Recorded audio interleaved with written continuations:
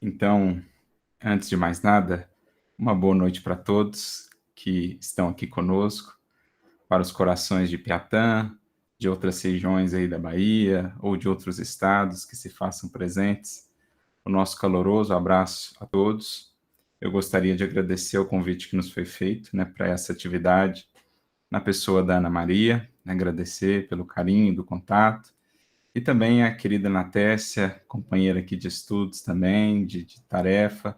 A gente agradece pelo carinho, aguardando que um dia possa surgir a ocasião de abraçá-los aí pessoalmente em Piatã. E que Jesus possa, então, nos inspirar nesta noite de reflexões. Nós esperamos, de alguma maneira, poder contribuir com reflexões que nos sejam úteis para a caminhada, para a nossa jornada, buscando compreender o que é o discipulado do Evangelho, o que é seguir a Jesus.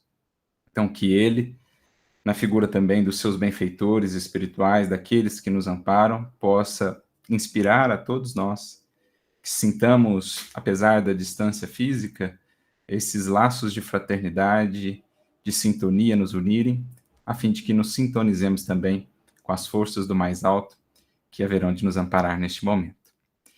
E para a temática dessa noite, nós escolhemos tratar de um assunto que é um assunto muito presente na história da humanidade, na vida de todos nós encarnados, desde tempos remotos, poderíamos dizer, que desde que seres humanos, espíritos aqui começaram a encarnar, esse elemento, esse fator está aí a operar, mas que nem sempre foi compreendido. Somente mais recentemente tem sido melhor compreendido no alcance e na influência que acaba tendo na vida das coletividades, bem como na vida dos indivíduos. Estava reservado ao Espiritismo, em revelando para nós essa realidade do mundo espiritual, a interação que se dá entre esses dois planos da vida, que, como dirá Kardec, são perfeitamente solidários, estão a todo momento se entrosando. Estava, portanto, reservado ao Espiritismo explicar-nos esse que, dizem-nos os Espíritos, trata-se de um dos flagelos, ou de uma das calamidades da humanidade e do mundo, na condição em que ainda está. Estamos a falar da obsessão. Porque quando nós pensamos nos problemas do mundo, geralmente vem à tona aquilo que é mais palpável, aquilo que é mais visível. Então a gente pensa nas guerras, a gente pensa na fome, a gente pensa, nos conflitos de toda sorte, no egoísmo, na corrupção, no preconceito. Mas esse é um outro mal, é um dos grandes desafios, poderíamos dizer, do mundo, e talvez ainda acrescido de dificuldades para ser superado pela sua natureza como que insidiosa.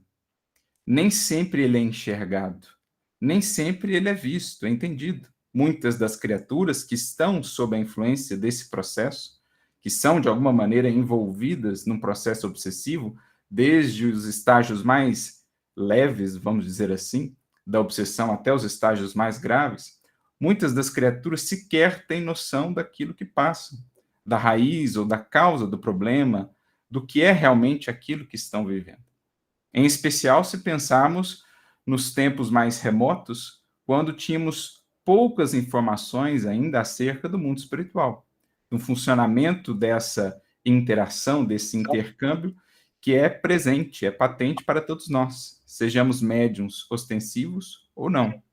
O próprio Kardec fará questão de frisar, juntamente com os espíritos, tanto no livro dos espíritos, como no livro dos médios, em toda a codificação, que, embora exista uma definição de mediunidade mais estrita, mais estrito senso, o médium que tem a faculdade definida, a faculdade ostensiva, todos nós, pelo simples fato de sermos espíritos e podermos, portanto, pensar, termos essa faculdade soberana, essa faculdade fundamental do espírito, que é o pensamento, estamos a interagir com outros pensamentos, sejam eles de espíritos encarnados, como também de espíritos desencarnados. Portanto, o intercâmbio aí está. Então, quando voltamos a tempos mais antigos, em termos da história da humanidade, quando poucos tinham acesso a informações um pouco mais aprofundadas sobre a realidade espiritual, a obsessão muitas vezes graçava sem qualquer controle, sem qualquer compreensão ou entendimento.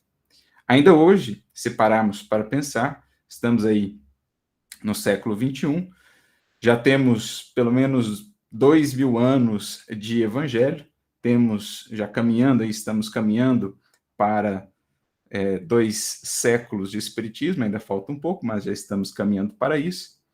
E a gente, de repente, chega à constatação que dos bilhões de seres encarnados, quantos estarão minimamente conscientes ou atentos para a realidade, por exemplo, desse problema, dessa questão, a obsessão? De modo que, em muitas latitudes e longitudes do mundo ainda, ela opera, ela aí se faz presente, sem que muitas e muitas criaturas tenham consciência de que estão sujeitas a isso, de como lidar com isso, de como vencer essa influência, de como buscar melhores sintonias.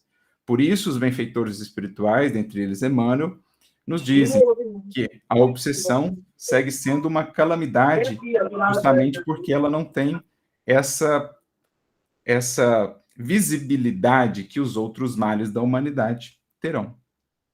Nesse sentido, portanto, o Espiritismo, com as luzes que nos traz todo um arsenal de conhecimentos, de entendimentos e também de saídas, de soluções para que não só entendamos o que é o fenômeno, o que é o processo, como dele também possamos nos libertar.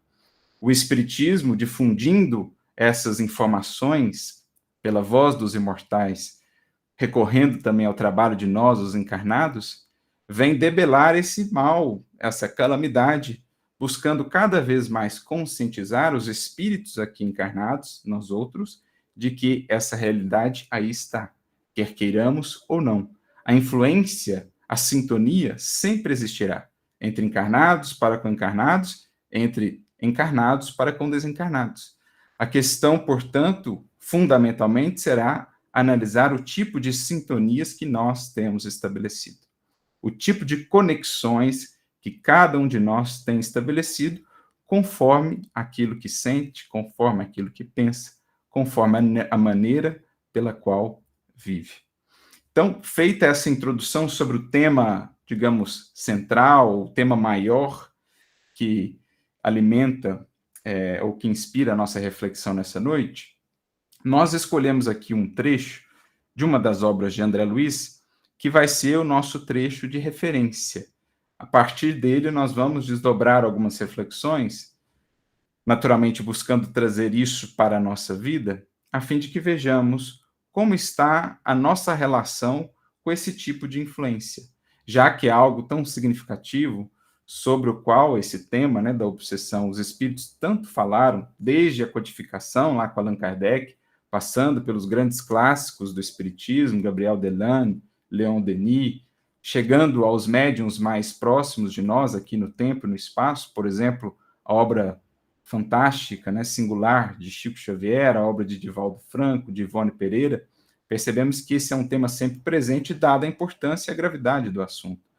Por isso, é importantíssimo que nós, espíritas, estejamos plenamente informados e conscientes de como lidar com isso, até para que possamos auxiliar aqueles que, às vezes, não terão informação alguma. Quantos e quantos corações, ainda hoje, não aportam nos centros espíritas, e certamente por muito tempo ainda, completamente desinformados quanto a essas realidades espirituais, mas manifestando ali sinais quase que patentes de algum processo obsessivo ou de alguma perturbação espiritual, e que precisarão, portanto, tanto do nosso acolhimento como também da instrução, para que possam se equilibrar e seguirem vida fora. Ainda que não venham a se tornar propriamente espíritas, pelo menos estarão mais informados quanto a essas realidades, para que possam melhor se conduzir, analisar melhor o caminho, como tem vivido, o que lhes tem acontecido e entender, portanto. Porque o entendimento, a compreensão, é a base da nossa edificação espiritual verdadeira, né? Ninguém progride, ninguém avança realmente sem entender o que está buscando, o que está vivendo, o que está construindo. Daí a importância dessa fé que seja também raciocinada, como o Espiritismo nos deixará claro. O amor, a caridade a pulsar em nosso coração, mas também a razão cada vez mais iluminada, cada vez mais esclarecida pela bênção do estudo. E é isso que a gente vai tentar fazer aqui. Para tanto, a gente vai recorrer àquele espírito que nos deixou assim um legado extremamente valioso no que diz respeito, sobretudo, a essa interação do plano material com o plano espiritual e vice-versa. Estamos falando de André Luiz, que foi esse repórter, que foi esse cientista, que foi esse coração que abriu para nós um pouco mais ainda as cortinas do mundo espiritual. Algo que começa lá com Allan Kardec, os espíritos, e que foi se desenvolvendo, foi se ampliando cada vez mais com o desenvolvimento da própria doutrina espírita, e que, numa obra como a de Chico Xavier, nesse caso aqui, especialmente pela contribuição de André Luiz, ganha, assim, proporções, ganha alcances realmente muito importantes para todos nós, ao mesmo tempo consoladores, instrutivos, libertadores, para que a gente possa aproveitar ao máximo a encarnação em que nos encontramos.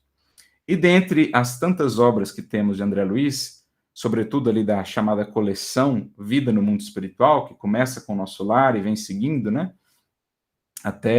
E a vida continua, nós vamos hoje ao livro Ação e Reação, mais especificamente no capítulo de número 8 desse livro, que é um livro muito interessante, fica a sugestão, é até difícil elencar os livros interessantes de André Luiz, porque elencaríamos todos aqui, né? Mas a sugestão mesmo fica sendo ler a série inteira, começando por Nosso Lar e seguindo preferencialmente a sequência, até porque a gente vê o grande crescimento, a própria transformação de André Luiz com o passar do tempo, com o passar das obras. Então, Ação e Reação já é uma das obras ali mais avançadas dele, e ele está ali interagindo principalmente com dois benfeitores ao longo da obra, Druso e Silas, que era filho espiritual de Druso, e em determinado momento ele vai numa espécie de excursão de serviço, juntamente com Silas, amparar um indivíduo encarnado que estava sujeito a um processo obsessivo grave, vamos dizer, bem grave. Isso está registrado no capítulo 8 da obra, né, o trecho que a gente vai extrair, só para fazer uma breve contextualização, para que possamos entender. Esse indivíduo, relativamente jovem ainda, morava ali numa fazenda, era um indivíduo de muitas posses, que havia herdado do pai, mas que, no entanto, estava, como já dissemos, sujeito a um processo obsessivo bem complicado. Quando André Luiz e Silas chegam ao local onde ele morava, percebem a presença de vários espíritos perturbados e com uma característica em comum. Esses espíritos todos tinham uma espécie de fixação mental, um monoideísmo, no que diz respeito à questão das posses. Então, eram espíritos que manifestavam essa característica da avareza, da usura. Mesmo desencarnados, o seu pensamento seguia girando, gravitando em torno disso. Posses, ouro, moedas, recursos, bens, e assim ficavam a transitarem ali por aquele ambiente, pela casa do indivíduo, né, e da sua família, com essa mente, ou aquele conjunto de mentes, fixados nesse monoideísmo. E aí André Luiz acha até interessante, né, o que estava acontecendo ali, porque tantos espíritos com aquelas características ali reunidos, né? Nós sabemos pelo espiritismo que, em geral, no mundo espiritual, nós temos realmente esse agrupamento de espíritos que se sintonizam por faixas de simpatia. Geralmente se agrupam conforme aquilo que é a sua busca principal, conforme aquilo que mais os atrai, pela própria natureza de vida que tiveram, de buscas que cultivaram durante a vida, acabam estando ali reunidos no mundo espiritual, que favorece, né, essa comunhão de propósitos. Mas o André fica intrigado com o fato de aquela casa estar ali tão repleta de espíritos dessa natureza. E aí eles acabam encontrando ali dois personagens, dois espíritos, que vem a saber, o Silas já sabia, né, e ele vai explicando para André Luiz durante o processo, eram aqueles dois espíritos como que coordenadores de tudo aquilo.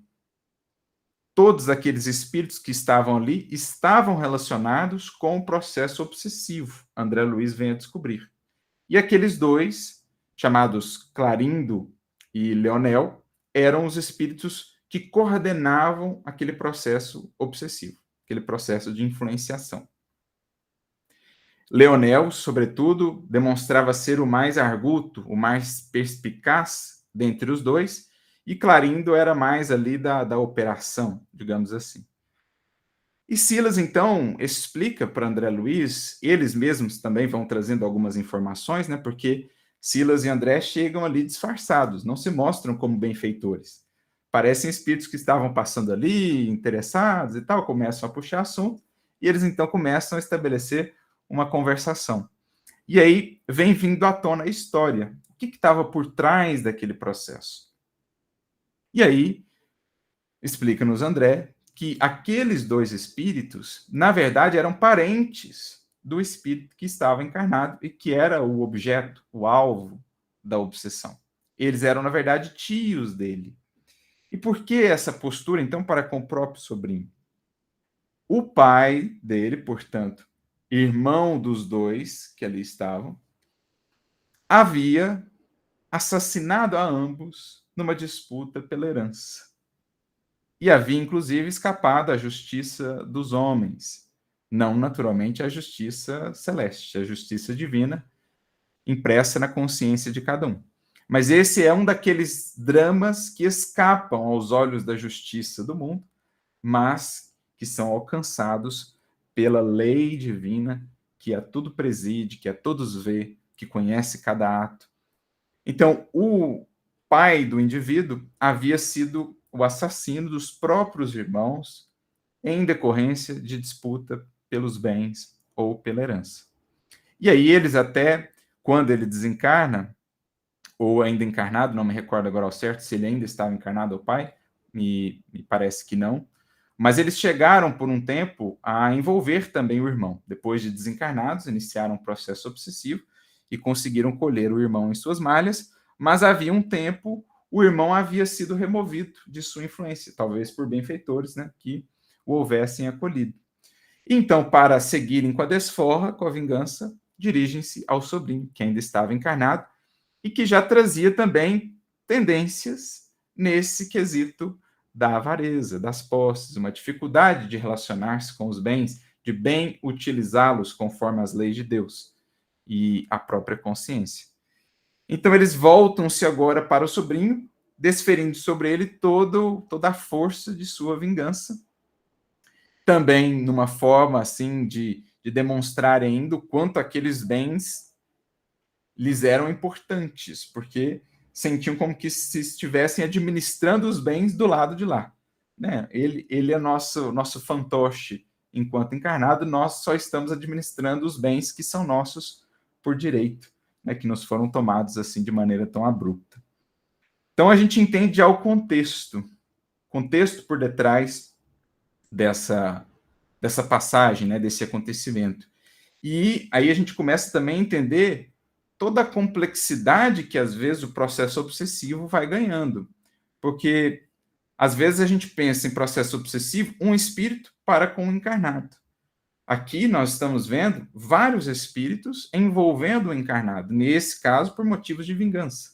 Às vezes poderá, quem participa de reuniões mediúnicas, de processos desobsessivos, verá que às vezes não é algo propriamente pessoal, mas é algo de ideal. Por exemplo, indivíduos que estão trabalhando na seara do Cristo e que encontrarão, portanto, a resistência daqueles que lutam contra o Cristo e que, para isso, atacam aqueles que operam na seara de Jesus, buscando influenciá-los, perdê-los, desviá-los, sejam eles médiums ou tarefeiros de qualquer natureza, só para citarmos um exemplo.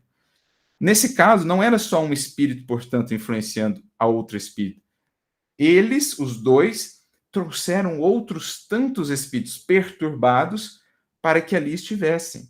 E aí André e Silas vão nos esclarecendo, a sua presença, a presença daqueles espíritos ali tinha uma finalidade, que era criar uma psicosfera criar, digamos, uma ambiência ainda mais sufocante para o encarnado, que se via, então, envolto em tantos pensamentos similares, tantos pensamentos fixos em torno da avareza, que acabavam acendendo ainda mais nele esse mesmo anseio, essa mesma busca.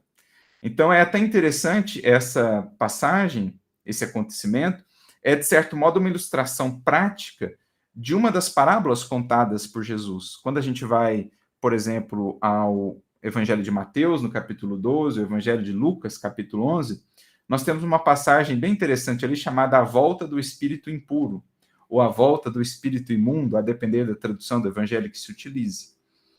E é aquela passagem que o indivíduo ele desvincula-se, né, de um outro, ele vai por um tempo lá, passeia, caminha por ambientes áridos, diz o mestre, há toda uma simbologia por detrás disso, né? Não vamos entrar aqui no mérito disso agora, mas depois ele volta e traz consigo vários outros espíritos para novamente influenciar aquele homem. Então aqui a gente tem uma aplicação prática dessa lição de Jesus, quando um espírito acaba trazendo outros que possam corroborá-lo, que possam secundá-lo nesse processo de obsessão. A gente vai ver algo similar num outro livro de André Luiz, também muito interessante, que é o livro Libertação. Lá também um processo bem grave, bem complexo, envolvendo inclusive os chamados ovoides, né, que são espíritos em extremo estado de perturbação. Fica aí a sugestão só para quem quiser ampliar a reflexão sobre o assunto, que é bem vasta. Como a gente falou, Kardec trata inicialmente disso no Livro dos Espíritos, depois vai desenvolver isso bastante no Livro dos Médiuns, dedicando um capítulo inteiro, que é o capítulo 23, a esse assunto, e em vários outros momentos, na Revista Espírita, por exemplo, vários artigos em torno do assunto, para mostrar para nós que é algo profundo, né? Mas que a sua raiz, digamos assim, gira em torno de alguns princípios fundamentais, que é sobre justamente o que nós vamos conversar aqui hoje. Então, a gente já entendeu o contexto, entendeu o porquê da presença daqueles tantos espíritos ali, naquela ambiência, né?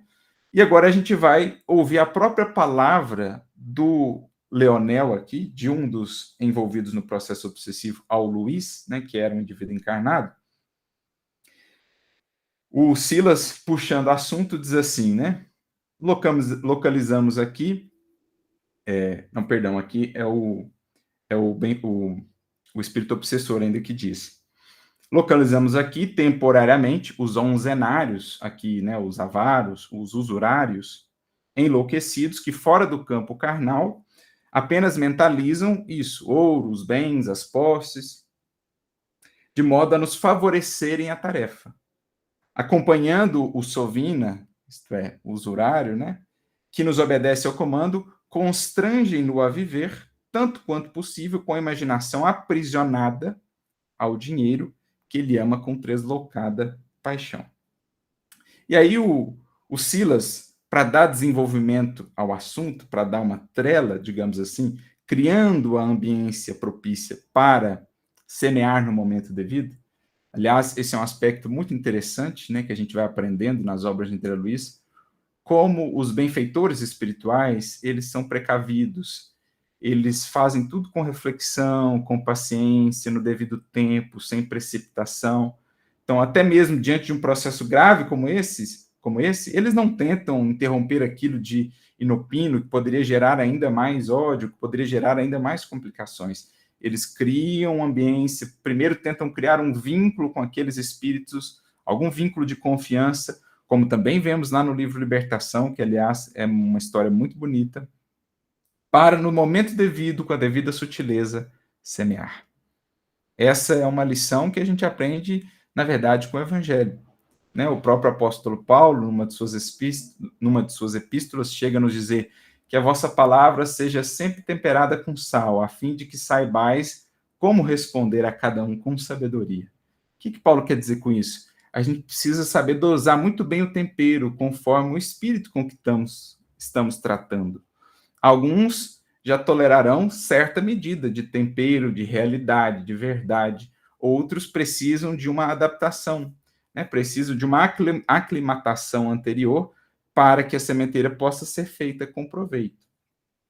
Então é o caso aqui. O Silas ele vai puxando assunto e diz assim, além, apontando, né, para o Luís, para o indivíduo que estava encarnado, além do apego enfermiço à precária riqueza humana, ainda sofre a pressão de outras mentes alucinadas quanto a dele, nos enganos da posse material. Neste caso, o doentio desejo de que se sente objeto é naturalmente elevado à tensão máxima.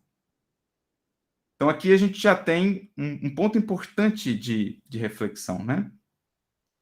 Quando Silas diz assim, o doentio desejo de que se sente objeto é elevado à tensão máxima. O que é o processo obsessivo? Trocando assim em miúdos, de maneira mais acessível para todos nós.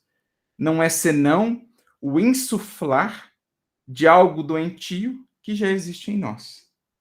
Imaginemos uma brasa que está ali, às vezes, meio adormecida ou um pouco acesa, mas que já está ali com aquele fogo, digamos assim, e que será então assoprada, que será então insuflada pela presença de outras mentes que se aproveitam daquilo que já existe, da brasa já existente, para acendê-la ainda mais. Não houvesse a brasa, não haveria a chama, não haveria o incêndio.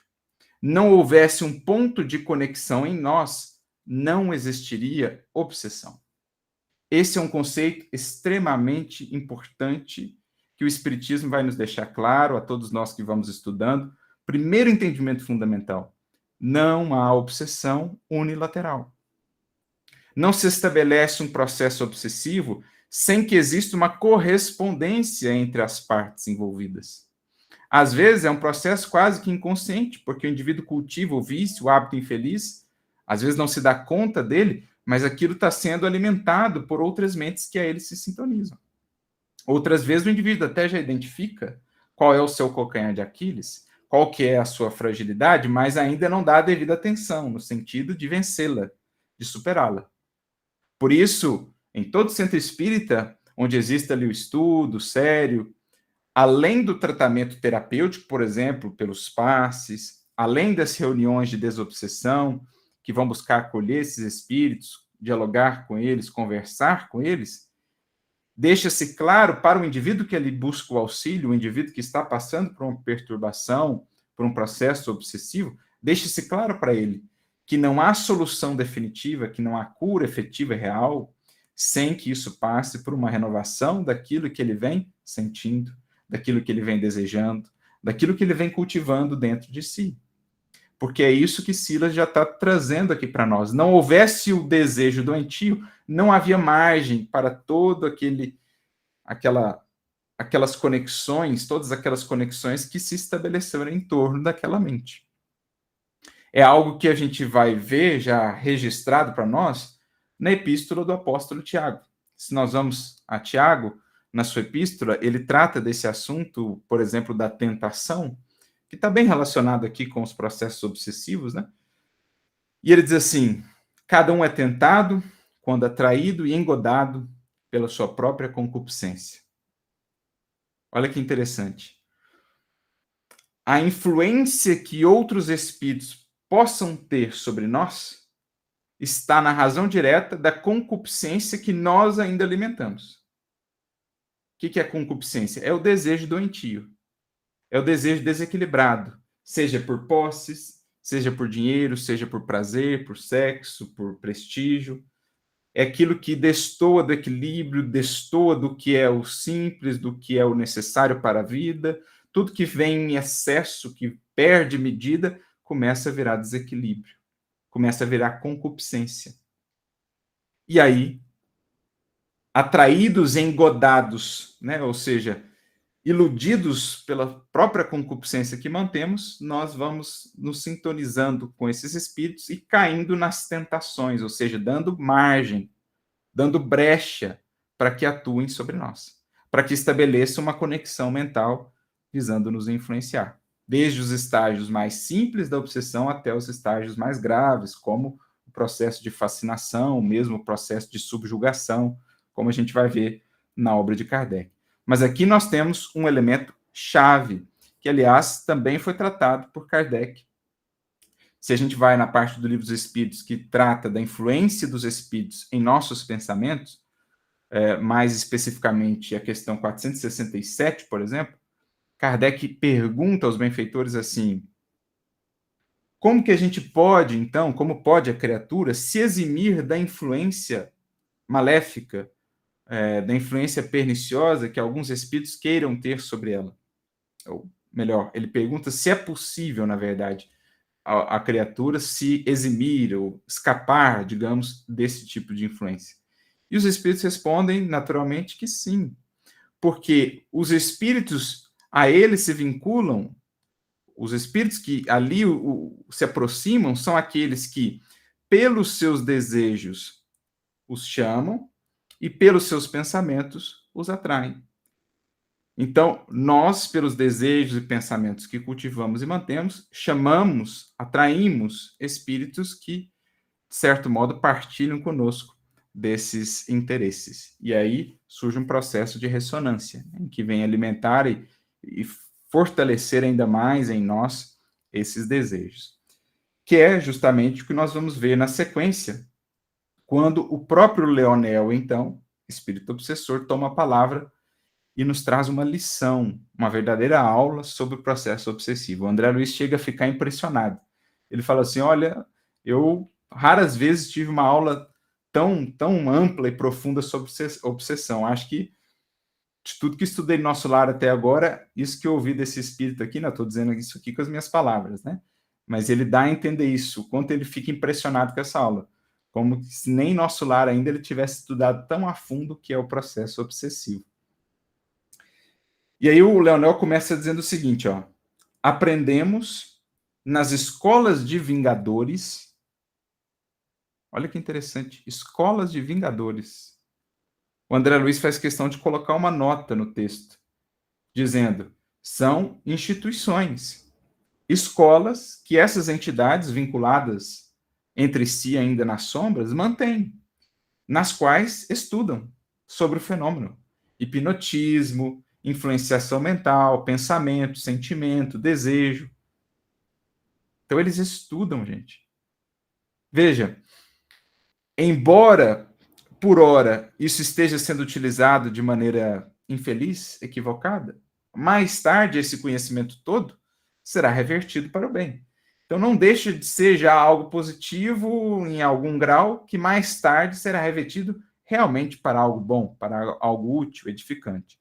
Por ora, o livre-arbítrio faz mau uso desse tipo de conhecimento.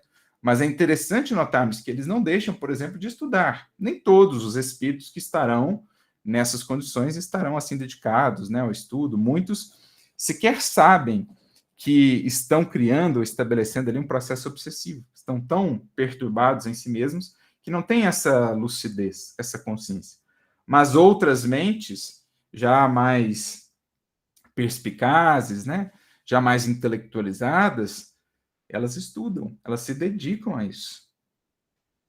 O que nos mostra também que conhecer por conhecer não significa elevação, né? Trabalhar por trabalhar, estudar por estudar, não necessariamente significa progresso. É preciso que tudo isso que é buscado, o trabalho, o esforço, o estudo, seja direcionado, seja tutelado pelo amor, pelo sentimento, que é o que de fato dá verticalidade à vida. Conhecimento por conhecimento, a gente pode ficar só na horizontalidade. A gente pode ficar só abrindo horizontes, sem que de fato elevemos a nossa visão. Para ilustrar isso, a gente pode voltar ao símbolo lá do Gênesis, o símbolo da serpente, que tenta Adão e Eva. Tudo isso é uma simbologia, gente. Não vamos acreditar que era uma cobra mesmo que falava.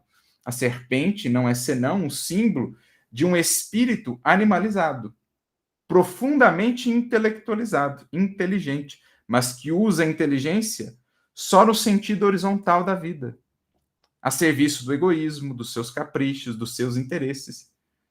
Não é essa simbologia que a serpente transmite? Ela somente rasteja, portanto, só horizontalidade, quase nada de verticalidade. É o símbolo da mente voltada só para o intelecto, mas com o coração ainda envolto nas sombras do egoísmo, ou da vingança, ou do ódio. Esse é o símbolo da serpente. Espíritos já inteligentes, com muitos recursos cabedais, intelectuais, mas que ainda usam isso para influenciar outros espíritos de maneira perniciosa. Essa é a ideia por detrás do símbolo da serpente, a horizontalidade da vida a todo custo, sem qualquer busca de verticalidade. É o que nós vemos aqui, né, de certo modo. Então ele diz que estudam nessas escolas de vingadores que todos possuímos, além dos desejos imediatistas comuns, em qualquer fase da vida, um desejo central ou tema básico dos interesses mais íntimos. Chegamos àquilo que definimos ou propusemos como tema da reflexão dessa noite. Cada um de nós, além dos desejos imediatistas da vida, que fazem parte, eu tenho desejo de comer isso, tenho desejo de comprar uma coisa nova, os desejos que marcam a nossa trajetória no mundo. Além desses, cada um de nós tem um desejo central, um tema básico, fundamental, que inclusive nos trouxe de volta à matéria. Todos nós voltamos à matéria para tratarmos, sobretudo, do nosso desejo central. Ou, utilizando aí uma outra figura da mitologia grega, por exemplo, cada um de nós tem um calcanhar de Aquiles.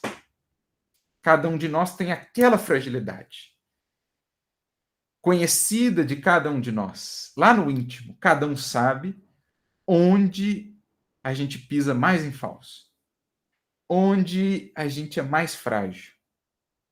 Qualquer um que conhece minimamente a si mesmo, analisa suas emoções, o que vai no seu mundo interior, já pôde identificar qual é esse tema básico da sua encarnação ou da sua trajetória. Para alguns, será o sexo. Às vezes, por encarnações e encarnações, tem um espírito caído nesse âmbito, tropeçado nesse aspecto. Para outros, será o poder. Às vezes, por conta disso, em muitas encarnações, ele cometeu crimes, ele agiu contra a própria consciência em busca do poder. Para outros, será o dinheiro, que é o caso aqui do personagem estudado, Luiz, como seus tios, no mundo espiritual. Qual que era o desejo central de todos eles, assim como daqueles outros espíritos que foram levados para ali? Era a avareza. Era o apego excessivo e desequilibrado às posses do mundo. Então, cada espírito terá o seu desejo central. E aí, meus amigos, uma importância fundamental. A gente vai reconhecendo isso por aquilo que mais costumeiramente pensamos. A gente vai sentindo as fragilidades, a gente vai tendo, às vezes, até insights de vidas passadas. A gente vai reconhecendo tendências nossas. É o que Kardec e os espíritos vão falar. Por que não lembramos da vida pretérita? Já que temos coisas a retificar dessa vida, se eu não lembro, como é que eu vou saber o que eu tenho que mudar? E Kardec, então, magistralmente nos diz: Deus nos priva de acessar aquilo que seria excessivamente doloroso para nós, que seria antes um fardo do que um auxílio. Mas ele nos permite ver as tendências. Eu não preciso lembrar exatamente o que eu fiz, o que eu fui, como foi. Alguns até verão isso, quando o alto entende que faz parte do seu processo ali evolutivo de aprendizado. Mas, de um modo geral, não lembraremos exatamente, mas a tendência será clara. Nós a identificaremos num estudo sobre nós mesmos. Qualquer um que já principiou esse estudo mais a fundo reconhecerá. E por que a importância de reconhecer isso? Porque isso vai envolver de nós, pedir de nós mais atenção, mais vigilância, especialmente no que diz respeito a esse assunto. Especialmente no que diz respeito a esse desejo central, vigilância redobrada, atenção quanto às circunstâncias, quanto a tentações, quanto a convites, quanto a desvios. Por isso, Tiago chega a dizer, e isso é bem interessante, né, na sua epístola já citada, ele diz assim: bem-aventurado o homem que sofre a tentação, porque quando for tentado e for provado, né, receberá a coroa da vida.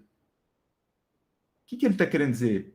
Como assim, bem-aventurado o homem que sofre a tentação? É bom, então, Tem um monte de espírito querendo nos arrastar para as velhas tendências? Tem um monte de circunstância que nos tentam? Parece que é uma luta diária, é uma dificuldade constante. Mas pense pelo seguinte aspecto: agora você já vê isso, antes você nem via. Você ia e nem atentava. Você aceitava o convite e nem raciocinava. Agora há luta porque já há consciência. Agora há incômodo porque já há discernimento. Então, a tentação, quando vista, quando eu reconheço qual é o meu desejo central, embora todo o empenho que isso peça de mim, já é parte do caminho andado, porque pelo menos eu já sei com o que eu estou lidando. Eu já sei onde não tropeçar, ou onde ter mais atenção, redobrada, duplica, né, 10 vezes, decuplicada a atenção. Então, é isso que Tiago quer destacar. Bem-aventurado aquele que sofre a tentação, claro, não cede a ela, usa a tentação para conhecer mais de si, para estar mais atento, para buscar fortalecer-se uma vez reconhecido o ponto frágil. Se eu tenho, por exemplo, pensando naquelas cidades da antiguidade, cidades muradas, né, com as fortalezas, se eu sei que aquele ponto do muro está ali com uma brecha, com uma fresta, o que eu faço? Eu vou lá e coloco um reforço, vou lá e sustento. Então, busco estudar sobre o tema, por exemplo, busco orar a Jesus, aos Espíritos, pedindo auxílio sobre aquele tema, aquela questão em específico. É a gente fortalecendo onde a nossa muralha, a nossa fortaleza está mais frágil. É a gente criando mais elementos de resistência, porque eu só sei lidar bem com aquilo que eu conheço. O que eu desconheço ainda me governa, ou muitas vezes me arrasta sem que eu perceba. Só consigo governar, controlar aquilo que está no meu radar, aquilo que está dentro da minha faixa de discernimento. É incômodo porque agora a consciência já vê. Antes eu fazia, nem sentia, mas depois vinham as consequências dolorosas. Agora eu já sinto a dor antes de fazer, que é para evitar dores maiores. Eu já sinto o chamado da consciência antes, que é para não ceder e acabar me complicando depois. Eis a bênção, portanto, de estudar a si mesmo, à luz do Evangelho, à luz do Consolador, para que a gente se faça mais forte, mais atentos, com mais visão quanto àquilo que nos acontece, quanto aos caminhos que nos cabem trilhar, né? Por isso, o Leonel, o espírito obsessor, aqui continua. Além dos pensamentos vulgares que nos aprisionam à experiência rotineira, emitimos com mais frequência os pensamentos que nascem do desejo central, que nos caracteriza. Pensamentos esses que passam a constituir o reflexo dominante de nossa personalidade. Então, esse desejo central, esse ponto central, começa a emitir pensamentos associados a esse desejo central. De modo que a criatura passa a demonstrar naquilo que ela faz, naquilo que ela fala, qual é o desejo central. Né? Jesus já disse isso de uma outra maneira. Ele diz assim: onde está o teu tesouro, aí estará o teu coração. Ou seja, aquilo que eu elegi como o de mais valor que há para mim, aquilo que eu elegi como meu tesouro, o meu coração, isto é, o meu sentimento, o meu pensamento, a minha vida, vai gravitar em torno disso. Então, se para a criatura é dinheiro, ela fala em dinheiro quase que o tempo todo, ela pensa em dinheiro, tudo que ela faz, ela está pensando no dinheiro. Por detrás de cada ação, de cada movimento, de cada empreendimento dela, tem aquilo por detrás. Então, ela vai construindo hábitos, ela vai construindo atitudes, ela vai estabelecendo falas, roteiros, buscas que gravitam em torno daquilo. Mesma coisa a criatura em torno do prazer, mesma coisa a criatura em torno do poder, mesma coisa a criatura em torno da virtude, em torno da luz, em torno de Deus. Porque nós vamos tornando-nos aquilo que nós adoramos, aquilo que mais cultivamos vai moldando a nós mesmos. Nós nos tornamos aquilo que adoramos, que mais cultivamos, já disse um sábio.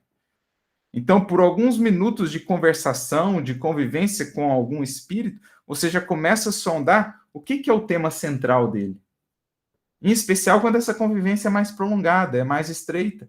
Você vai sondando o que é o ponto em torno do qual aquela mente gravita. Para ilustrar isso, gente, tem uma mensagem muito interessante no livro Instruções Psicofônicas, capítulo 16, chamado Amarga Experiência. Leiam depois, para entendermos o que é isso que Jesus diz. Onde o teu tesouro estiver, aí estará o teu coração. É o caso de um espírito que desencarna e que tinha como tema central da vida o ouro, as posses. Vejam como aquilo molda a sua experiência no mundo espiritual.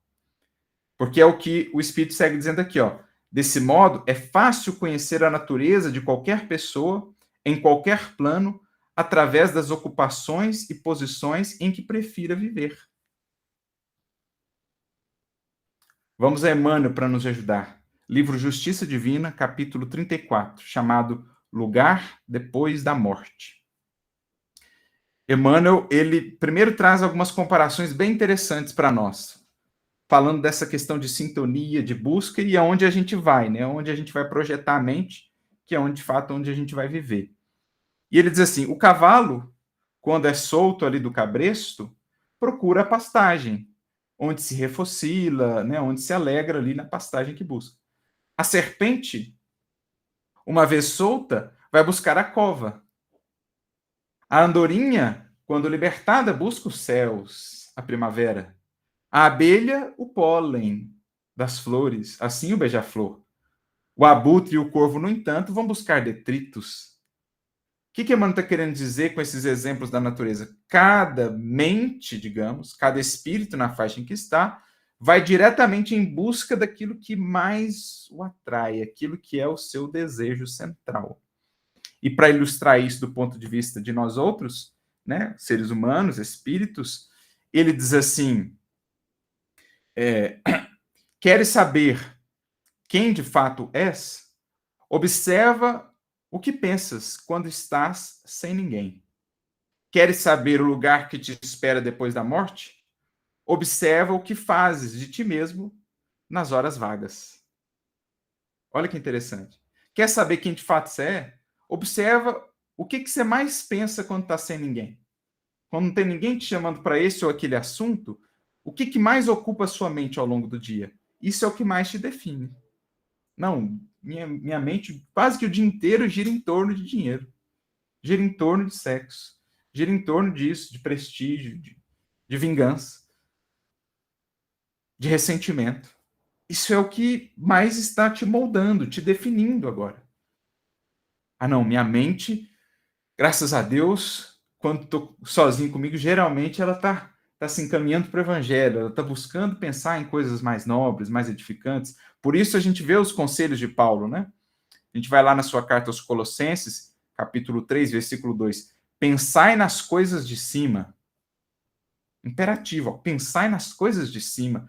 Sempre que tiver um tempinho, pensa nas coisas de cima. Quando a mente não estiver ocupada com os afazeres da casa, do trabalho, pensa nas coisas de cima, pensa no que agrega, pensa nas virtudes do outro, pensa no livro que você refletiu, pensa que você leu, pensa em alguma coisa que te sintonize com o alto. Em Filipenses, capítulo 4, versículo 8, se não me falha a memória, ele vai trazer uma orientação muito similar. E no mais, irmãos, tudo que for justo, tudo que for honesto, tudo que for luminoso, nisto pensai. Ele cita uma série de características e diz, nisto pensai. Fundamento primordial. O único caminho efetivo e real para libertarmos-nos de processos obsessivos e nos imunizarmos contra futuros processos obsessivos. É estabelecer nova faixa de pensamentos que nasce também de uma mudança desse desejo central, renovação de sentimentos à luz do Evangelho, à luz de Jesus. Porque uma vez que a gente passa a emitir mais corriqueiramente os pensamentos que giram em torno do nosso desejo central, a gente também passa a se sintonizar com as almas que gravitam em torno desse mesmo desejo central. É o que estamos vendo aqui nessa passagem. E é o que o Leonel vai dizer mais adiante, ó. Conhecido o reflexo da criatura, que nos propomos retificar ou punir, é assim muito fácil superalimentá-la com excitações constantes, robustecendo-lhe os impulsos e os quadros já existentes na imaginação e criando outros que se lhe superponham, nutrindo-lhe dessa forma a fixação mental. Lembra o exemplo que nós demos da fogueira, da brasa? O que eles fazem? Bom, o desejo central dele é esse: insufla, sopra. Então, o Leonel e o Clarindo fizeram isso com o sobrinho, depois recorreram a muitas outras mentes, e você imagina para esse espírito encarnado, já trazendo consigo esse desejo doentio, que era superexcitado por dezenas de outras mentes no mundo espiritual.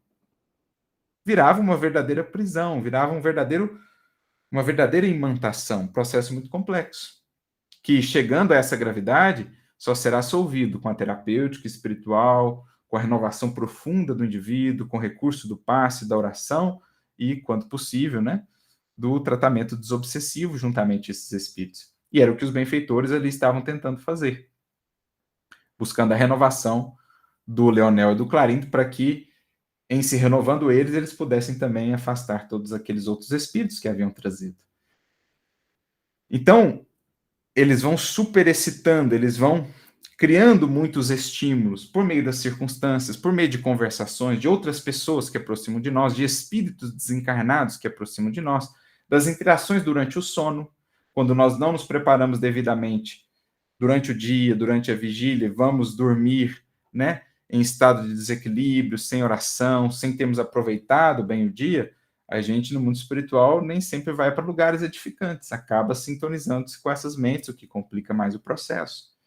Então, para a gente perceber o que está acontecendo para além do que os nossos olhos veem. Não para que a gente fique assustado, para que a gente fique impressionado, mas para que a gente esteja consciente. Porque a chave libertadora está em nossas mãos. Pelo Evangelho, pelo Espiritismo, aqui está conosco a possibilidade de não cairmos nessas armadilhas e contribuirmos para que outros corações estejam também conscientes quanto a isso. Prossegue o Espírito.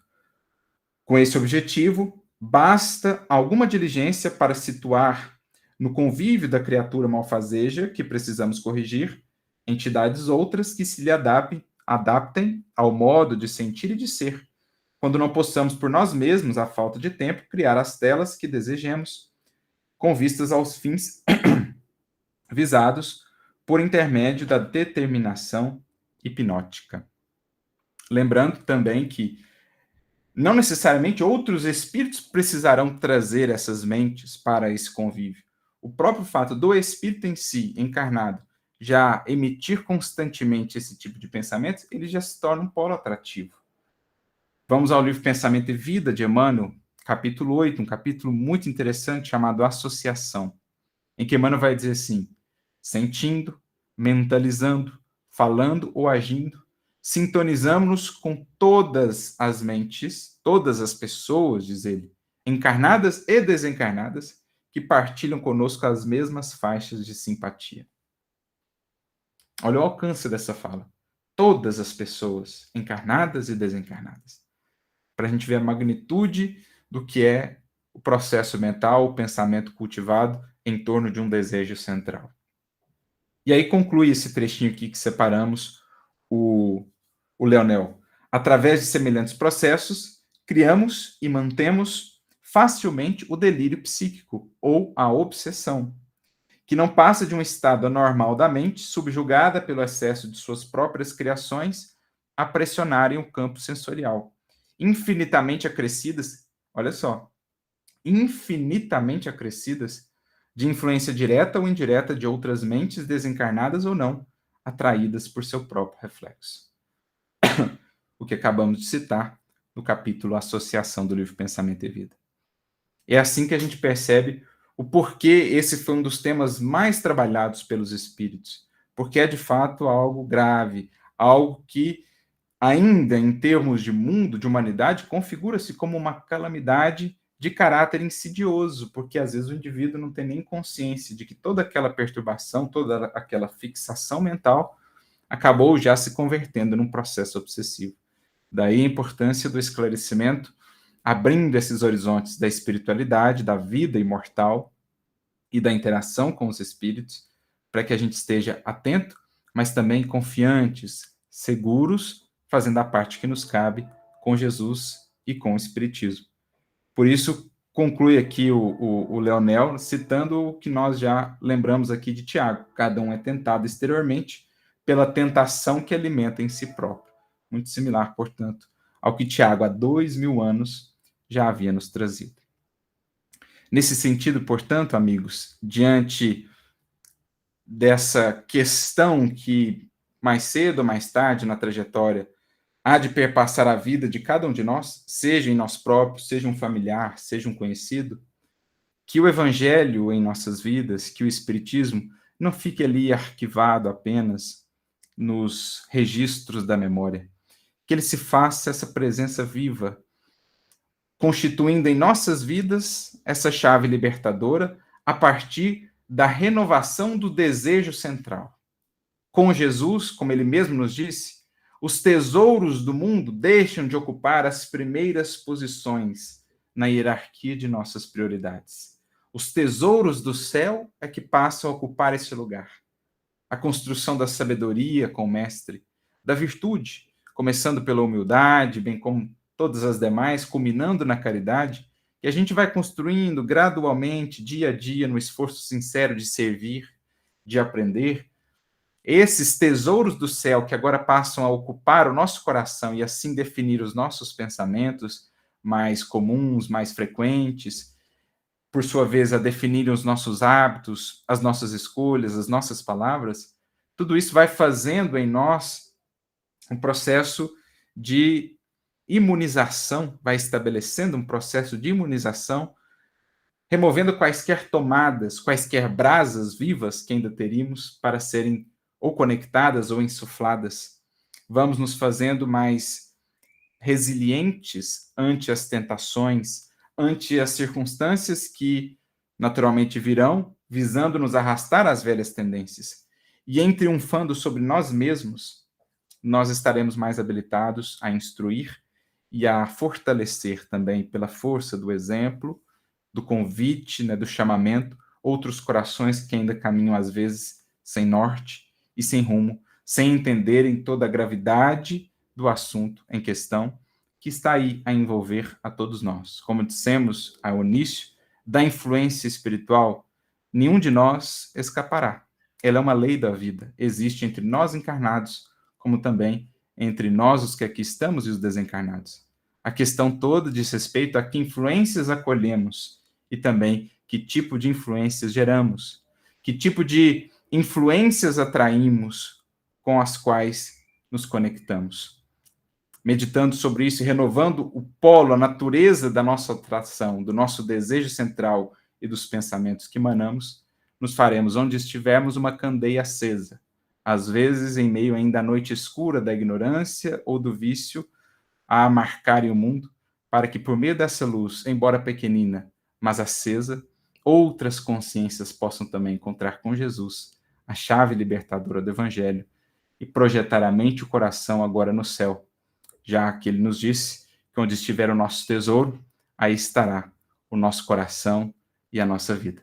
Que com Jesus, portanto, voltemos-nos para o alto, que vinculemos o nosso coração e nosso pensamento ao que diz respeito ao Evangelho, para que o Evangelho em nossas vidas se faça luz para os nossos passos e para os passos de nossos irmãos. A todos, muita luz e muita paz. Que Jesus nos abençoe, nos renove, nos ajude a nos renovar dia a dia, para que em seu encalço possamos seguir em direção à luz.